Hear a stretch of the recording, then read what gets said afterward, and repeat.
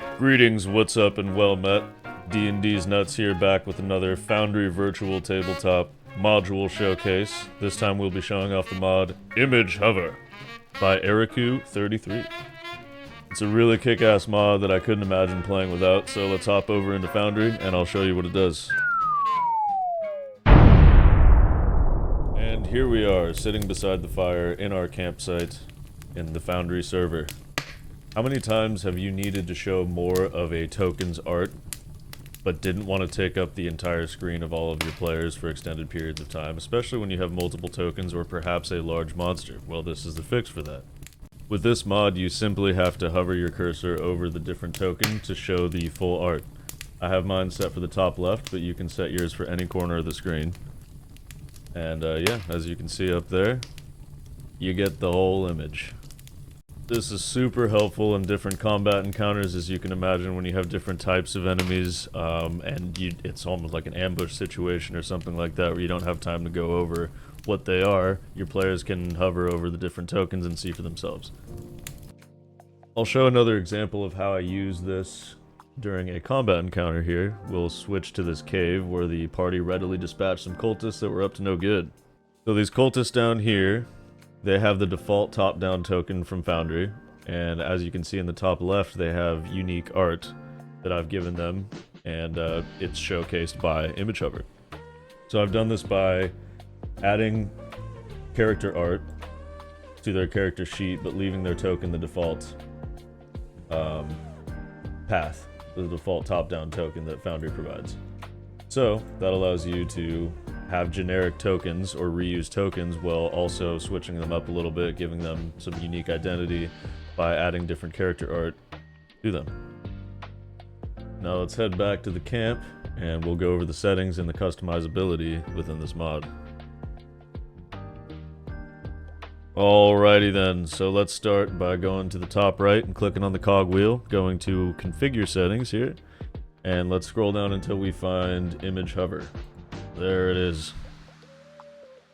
So the first setting here is required actor permissions, so I leave mine at none. Most of my settings in this mod are default, so this is default to have no permissions required to see any of the hovered image art. The second one is what art is shown on hover. So I leave mine as the character art. You can have it show a token if you prefer that. I've never set up wildcards because I don't know how they work. So, yes, but if you do, you can do token art if it's a wildcard. And then if it is unlinked to any image, it will default to the token art. So, yes, show all users art duration. We'll circle back to this one at the end because it requires you to set up a keybind within the mod, which will allow the hovered image art to just stay static on the screen until the specified time goes by here. If for whatever reason you have one of your players that doesn't like this mod, they can uncheck this here and it will disable image hover for them. That is a per user setting, as well as the position of image. So I have mine in the top left. You can have it show up in the bottom left, in the middle of the screen, top right, bottom right, whatever you prefer. This is also per user, so each player can set it differently. I just like mine in the top left, so that's what I got. Image to monitor width is the next setting here. I've left mine at default, which is 7. I find that it's sized perfectly. I don't want to change that at all, so I've left mine default. Mouse hover time requirement. So this changes how long it takes for you to hover over a token for it to show up.